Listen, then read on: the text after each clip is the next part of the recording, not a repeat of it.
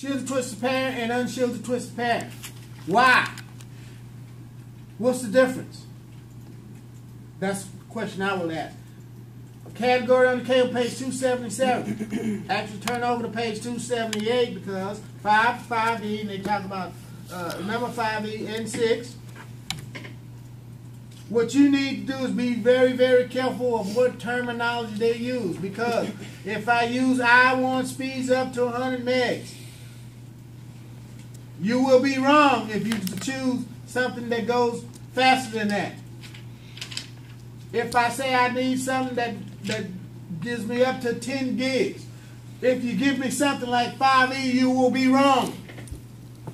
I'll just ask one. I'm not going to spend a lot of time and ask you all these kind of questions on this cable. In other words, you can see right there, I can ask you 4 questions. I'm only going to ask you one. You got to know 5E, 6, and 6A. You do have category 7. We always did have category 7. 10 gigs, 100 meters.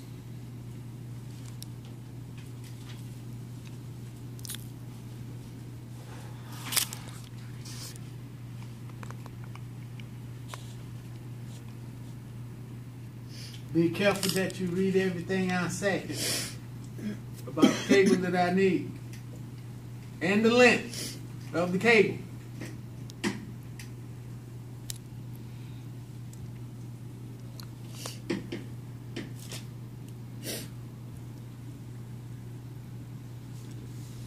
Normally, it's always going to be like up to 100 meters, most all cable, except for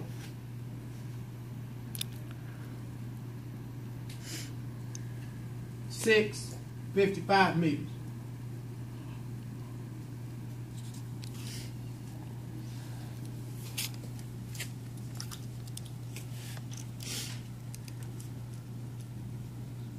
When they use the term backbone, they're basically talking about the basic cable.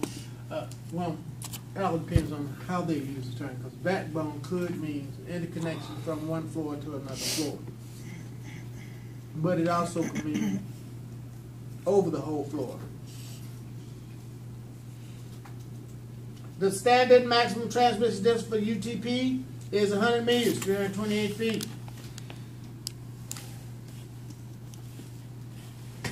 You notice how they separate that little sentence. Suppose I say if I say I want 10G, but I only need it for about 40 meters, you better know which cable I'm talking about.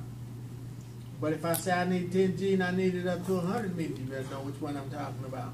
In other words, I make the statement, then I put the A, B, C, D down there. You go down there and fetch it. See if you know what you're talking about. Then you got connector types, RJ45 and RJ11. We already went through that on your first day of class. That's how they look.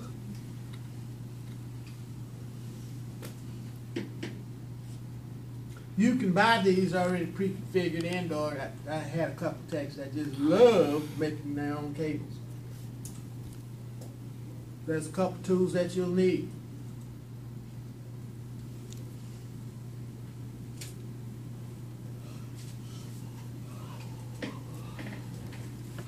Patch cable.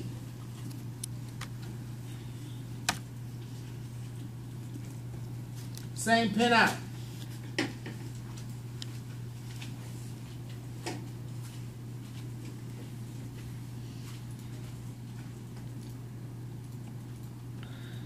Crossover cable.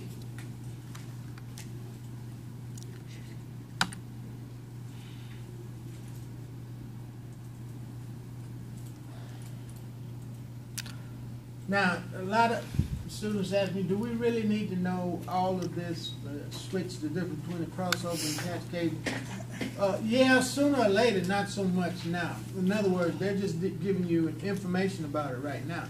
But you're going to have to know it later on, especially in your next class. And definitely if you go to Cisco, that's where you really make cables. They got, if you haven't looked into our Cisco lab, one of these days we'll go in and take a look. We got reels of wire in there. where students make patch cable. To go through our 6th grade class, it'll take you a year to finish.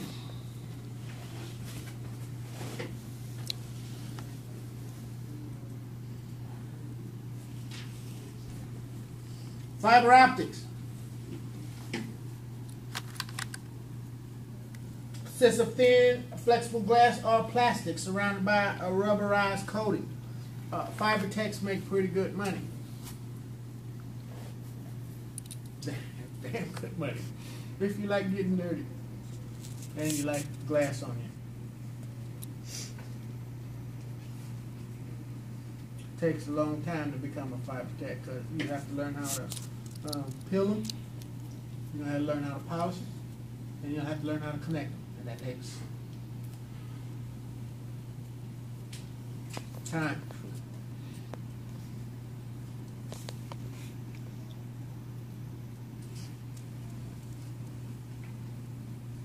You got single mode and multi-mode. Multi-mode transmit up to 10 gigs for 550 meters. That's still pretty long.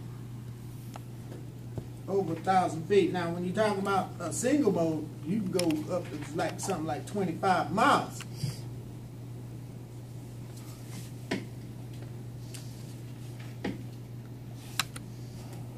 And they have the rates on the distance on page 282.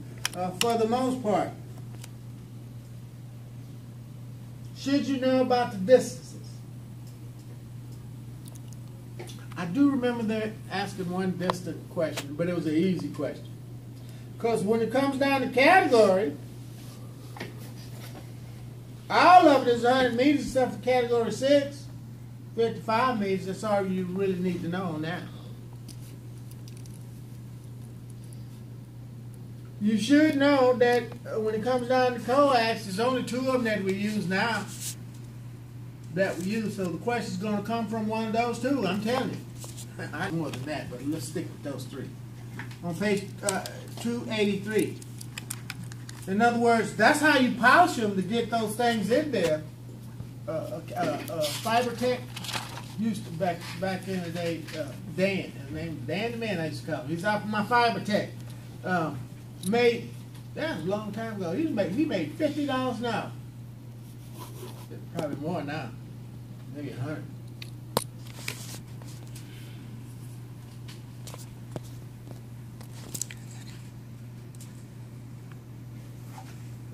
For the most part, you don't really need a fiber tech that much unless something happens to your fiber cable or your backbone.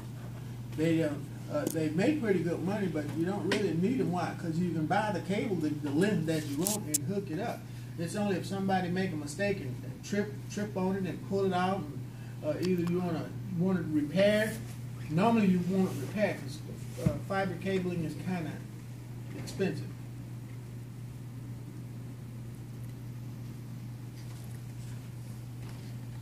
So they talk about each of the connector types, ST, SC, and LC. Straight tip is the device they're going to talk about in here is not all the devices, but they want you to get familiar with some of the devices.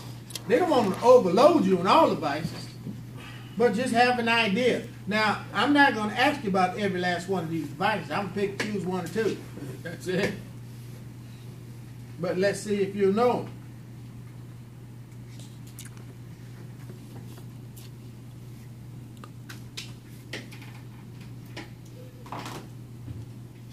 Modems, old school,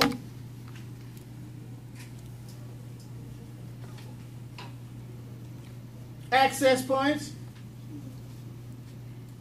You got a couple of them right outside. Just along this hallway, you got 2 of them. If you look up, take a look. Some of our access points, the access points nowadays, when you look at them, look like they're made of part of the ceiling, which they're really not.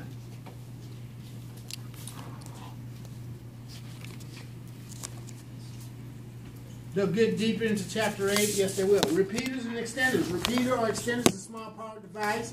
In other words, I would use a repeater or extender if I'm running cable and the cable length is too long. Or it's too short and I need some